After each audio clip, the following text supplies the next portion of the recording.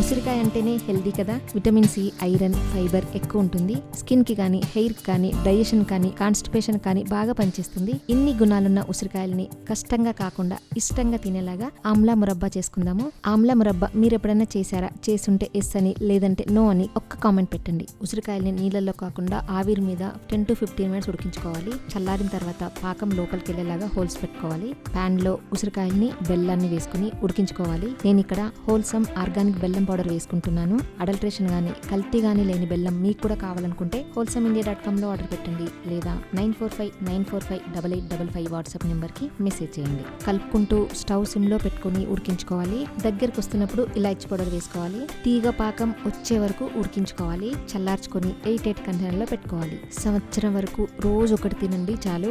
Detail recipe కోసం హైదరాబాద్ రుచులు YouTube channel చూడండి. మైదా కానీ, రైస్ కానీ లేకుండా ఓన్లీ మిల్లెట్స్ తో తయారు చేసిన ఇడ్లీ, దోశ, పొంగల్, కిచిడి, ఉప్మా లాంటి ఇన్స్టంట్ మిక్స్ రెసిపీస్, అంటే నానబెట్టాల్సిన అవసరం కానీ, రుబ్బాల్సిన పని కానీ లేకుండా అప్పటికప్పుడు ప్రిపేర్ చేసుకునేలాగా స్వయంగా మేము మిల్లెట్స్ తో తయారు చేసిన ప్రీమిక్సెస్ కావాలనుకుంటే wholesameindia.com లో ఆర్డర్ పెట్టండి, లేదా 9459458855 వాట్సాప్ నెంబర్ కి మెసేజ్ చేయండి. నచ్చితే లైక్ చేయండి, షేర్ చేయండి, ఫాలో అవ్వడం మర్చిపోవద్దు.